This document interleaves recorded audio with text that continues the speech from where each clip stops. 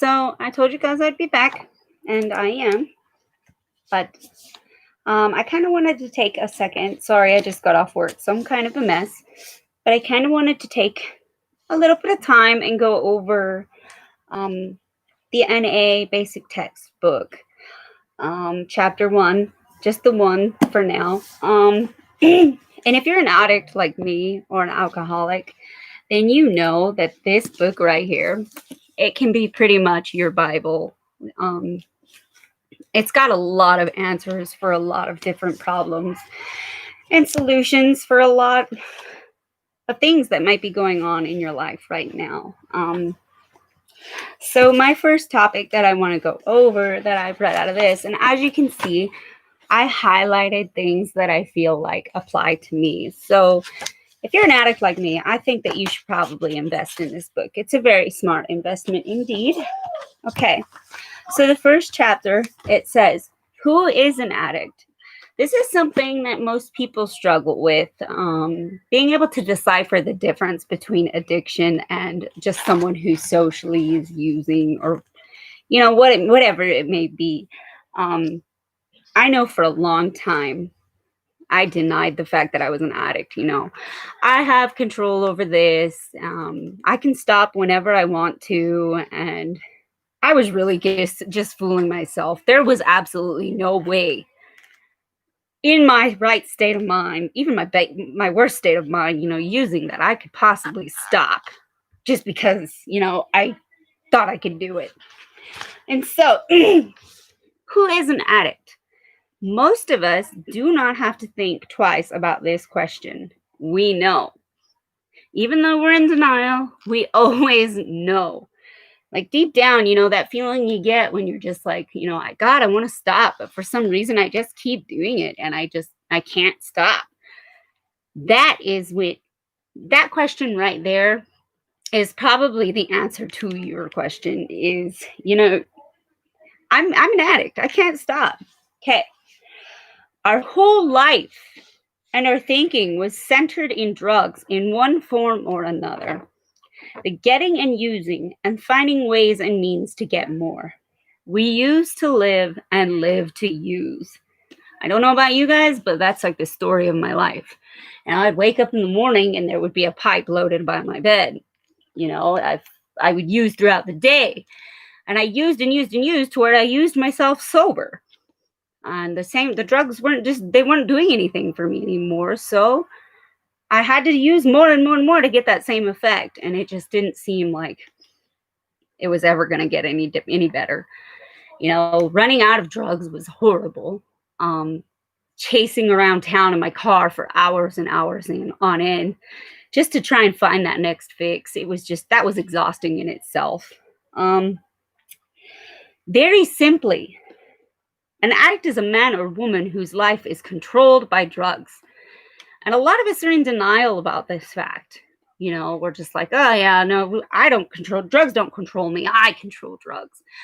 I am the one who says when I'm high, when I'm not. And that might be true to an extent, but let me tell you, your disease is a lot of the reason for those thinking errors.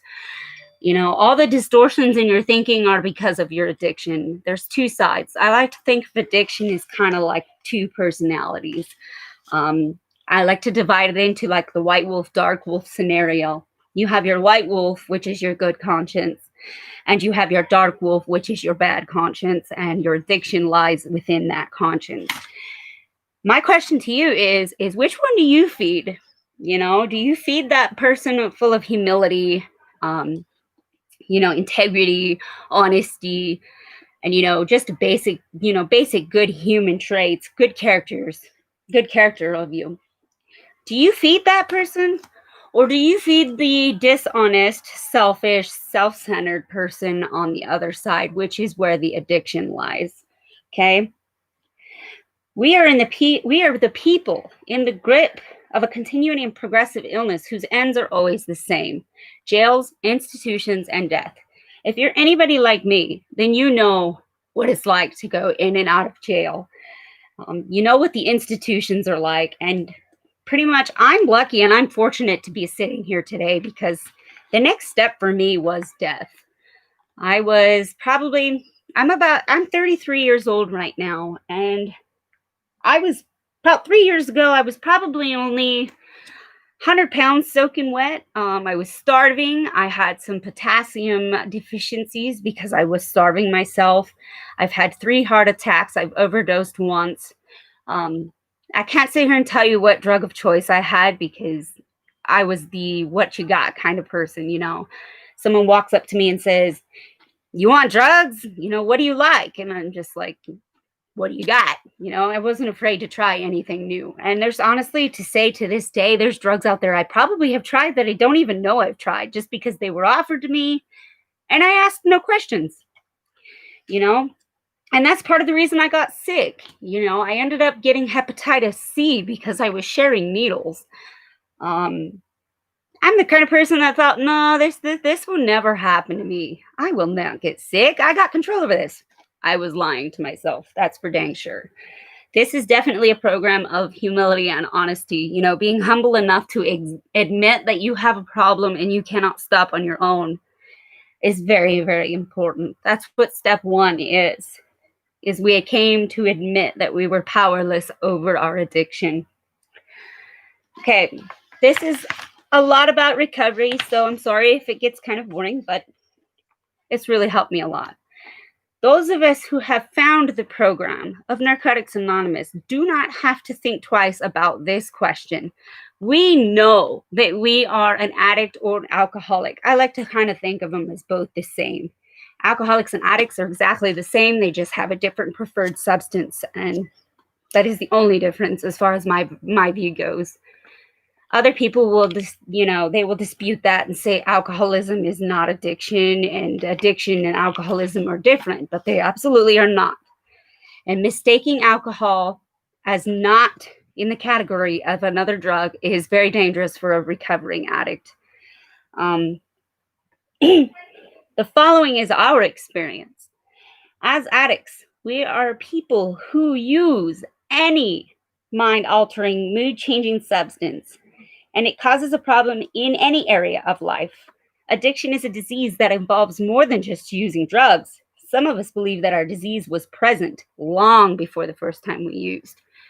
That's really good thing to think about, because addiction can come in many forms. We all know that, whether it be a sexual addiction, caffeine addiction, cigarette addiction, they comes in many, many forms.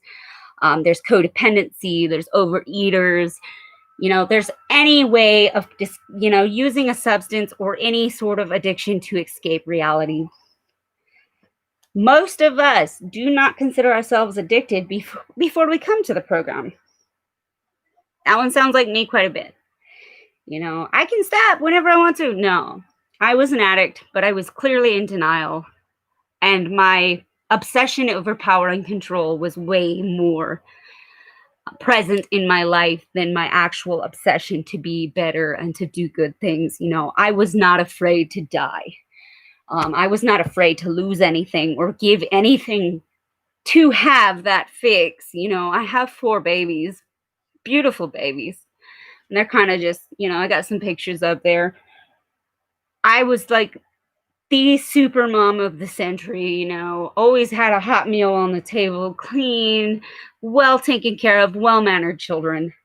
And in a course of 3 years, I went from that to absolutely not caring whatsoever what had happened to them. And I know that sounds cruel because it is, but that is exactly what insanity has done to me in my addiction. Taking a super mom and just turning her into a nothing mom and someone who does not really care if her kids are around. That is just an example of what addiction can do to someone's mind. When that obsession starts becoming more powerful than you have the love for your own children, then there is definitely something wrong. Let's see, as long as we could stop using for a little bit, we thought we were all right. We looked at the stopping, not the using.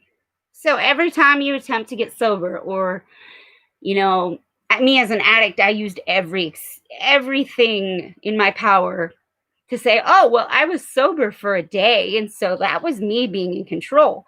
That was me saying that I can basically control my disease. But in truth of the matter is, when I was using, I thought one day was a long time.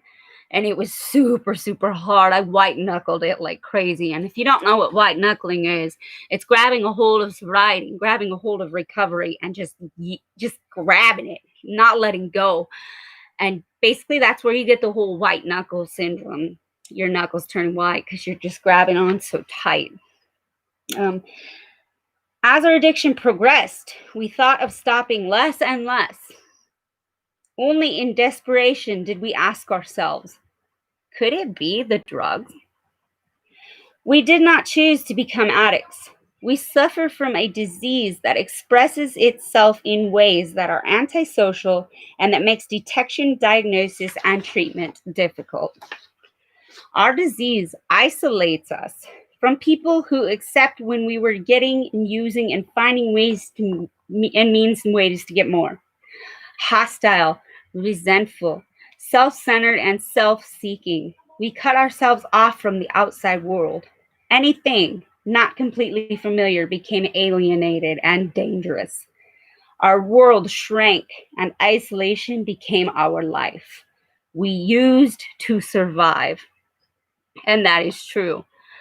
It might not be like, hey, I'm using because if I don't use, I'm going to die kind of thing. No, we used to be happy. We used when we were sad. We used when we needed to celebrate. We used just to use because that's what we wanted. That is exactly what it means by survive. When you're not using and your whole world is falling apart, you're sick, you've got those detoxes, and it's just all in all miserable process, a very vicious cycle. It was the only way of life that we knew. Some of us used, misused, and abused drugs and still did not consider ourselves addicts. That might be me, just a little. Through all of this, we kept telling ourselves, I can handle it. Our misconceptions about the nature of addiction include visions of violence, street crime, dirty needles, and jail. And for me, every single one of those applies. When our addiction was treated as a crime or a moral deficiency, we became rebellious and were driven deeper into isolation. Sounds like me. It probably sounds like a lot of you too. You go and you get in trouble, and then you think that that's a justification to just get in more trouble. I mean, who are we kidding here? This is not what we're going for. The goal here is to do better, to be humble, to be honest, and to be a power, a strength in the recovery world. And this is a program that you have to want. You have to want this, because if you don't want it, it's not going to work. And it took me a long time to get there. It really did. It took me being held at gunpoint, running the streets all hours of the night, having 2 heart attacks, overdosing on heroin, losing my family, my children, my husband, in and out of jail nonstop. It was just insanity. Just plain and simple, insanity. And for those of you who don't know the definition of insanity, insanity to us is doing the same thing and expecting different results every time. And that is powerful for me because, here I am using and saying, I want to do better and I want to get sober and everything, but I'm doing the same thing that I was doing before, and I'm not taking any new steps to moving forward. That is exactly what insanity is. Constantly just driving and driving and driving the same bus and expecting that it's never going to break down, Our misconceptions about the nature of addiction include visions of violence, street crime, dirty needles, and jail. Like I said before, dirty needles, that is something I said I would never do. I was the girl who always saw the junkie or the tweaker or the stoner or the drunk and said, what a piece of crap they were.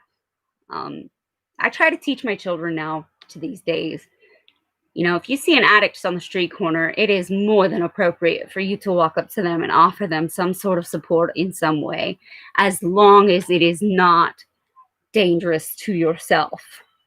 Being there for us is probably one of the most important things that you can do for us. We don't want to be, looked down on and hated and stuff, because we are sick people. We are not bad people. We are sick people. We just don't know that because we are so sick. It's really, really hard for someone who is mentally ill to understand what they're going through themselves, let alone expect other people to understand them. So it's definitely something you need to give some time and some effort to. But I'm going to tell you something right now. The chances of that addict finding recovery are much higher with support than criticism. Criticism for me was just a justification to go use. So-and-so is disappointed with me all the time, so why even try? That's not how it's going to work. You walk up to that addict and you say, I don't approve of what you're doing, and I don't think that we can be very, very close if this is going to continue, but just know that I love you and I'm here for you. And, I have faith in you and you're going to make it. I know you will, because you're strong and you're an amazing person and you're beautiful. Those words are so important to us. Uplifting. This is a program of attraction, not promotion. We don't go around promoting things. We go around living our lives to the fullest in this beautiful life of recovery, breaking the chains of addiction, and sharing our story, because that is how we succeed. We understand each other. So don't think that when you go to a meeting and you sit in that room, that none of those people there understand you and you're nothing like them. Because I promise you, the second you give them a chance, you're going to see so many similarities, and you're going to open your mind and your heart to understanding exactly how they did it and why they're so successful in their recovery. And it does happen. We do recover and we get better. It takes a long time and it's a lot of work. It's a lot of self-reflecting. It's a lot of digging out inner demons and character defects and, all the core belief thinking patterns you have. And, it's just so much work, but it's so beautiful. I am living proof that recovery works. Every single day that I'm sober and I am able to preach this message to somebody, I am successful every single day. I could be the poor person in the trash with no home. I could be alone for the rest of my life. I could lose just about anything and everything that I have around me. But if I have my recovery, I'm still the richest person in the world, because not a lot of people walk out on the other side. A lot of people that go into that tunnel, they don't know what it's like to come out and be on top again. And there's nothing more attractive than that junkie walking into a full-time job, slaying parenthood, and living a life of recovery and being able to preach that to everyone else. Is simply amazing. And we are living examples of that. I am always, always open to any sort of advice for any one of us. Let's see. Failure and fear began to invade our lives. I don't know about you guys, but I do know that every single time I did something and I didn't succeed, I viewed myself as a failure. When in reality, it's all about our thinking patterns. It really is. We're not going to succeed at everything we do, but we are going to succeed in at least trying. There is always success in effort, no matter what the outcome. And I'm a firm believer of that. If I go and I make a mistake, at least I know that my side of the street is clean and I did what I needed to do for me and my recovery, and I did what I could do to help others. I'm actually in a phase right now in my recovery where I'm actually starting to utilize these tools with other people. I don't have time for sponsorship because I'm so consumed by the program that I am in, but I make a great mentor, that is for sure. I know this line. I'm just going to go over the lines that I highlighted. We dreamed of finding a magic formula that would solve our ultimate problem, ourselves. That's pretty deep for me. because, when I lost my kids is when the rubber hit the road for me. It was a very, very sad day for me. I had to watch this child protective services come in and chain me up in handcuffs and shackles in front of my 2-year-old daughter. And I had to kneel down on one knee and give her my last hug goodbye. And she cried and she chased after me. And I don't know about you guys, but the most painful feeling in the world for a mom like me who has 100% dedication to her children, when she sees her little baby bawling and just begging me not to go, it was the most painful experience I've ever had to deal with in my life. That is something I don't wish upon anybody. So I hope that if you're in that stage of addiction and you have children, you need to understand that children are not meant to be there observing adult stuff, and by far not supposed to understand it. And they deserve a sober mom and dad. They deserve a chance, and it is up to us to give them that chance. If we grow up using and abusing drugs with our children around, just think about it. What are the chances that they are going to do the same thing? Because our addiction does not only affect us, it affects everyone around us. And I mean everyone. Even that little old lady on the side of the street that you walked by, if she noticed something was off about you, it infected her in some way. Maybe not to the extent of her doing something about it or, whatnot, but it's affected her in some way. And I don't know about you, but being out seen on the street and being told, oh, there's that junkie again, that was something I didn't care about at the time. But living in a small town and growing up here and knowing absolutely everybody in town, it was an ultimate disappointment when it got back to the people I did hold true and dear to my heart. Let's see. Living skills reduced to animal level. Well, I don't know about you, but I think running out in the streets is a lot like running out in the wild. I think starving on purpose is a lot like, animals not being able to find food or water during a drought. Animal level attacking one another, yelling at each other and belittling each other. And the sacrifices we make to get that next fix with the loved ones that we hold close to us, it is definitely animal level. I speak for myself when I say the sacrifices I made to get that drug was just absolutely insane. And it was very, very deep and hurtful to other people who really, really cared about me. So the capacity to feel human was almost lost for me. I didn't feel human anymore. I didn't want to be human. And what's the scariest thing in the world? I mean, if you think about it, what is more scary than an addict who's not afraid to die? And I was that person. And today, living my life of recovery, I don't want to die. Before I did. I don't want to die anymore. I want to be successful. I want to be the best mother that I possibly can be. I love having a job. I've never really worked a day of my life. This is my first time holding down a job, and I've had it for about 2 years now. That's the longest I've ever worked. And it was extremely difficult for me to ever want to work because I didn't need to. I was very codependent. I always had a lot of people taking care of me, and that was really bad because there needs to be a good distinguish between, someone taking care of you and being there for you and being a support and actually enabling your codependency. Enabling codependency can be very toxic to the other person and the person doing the enabling. Causes a lot of tension between people from feeling used and abused, and it causes a lot of feelings for those of us who are not getting anywhere because we're not doing anything ourselves. So, I mean, I don't want to make this video go too long. I'm kind of just putting stuff out there to see if anybody is interested in what I have to say.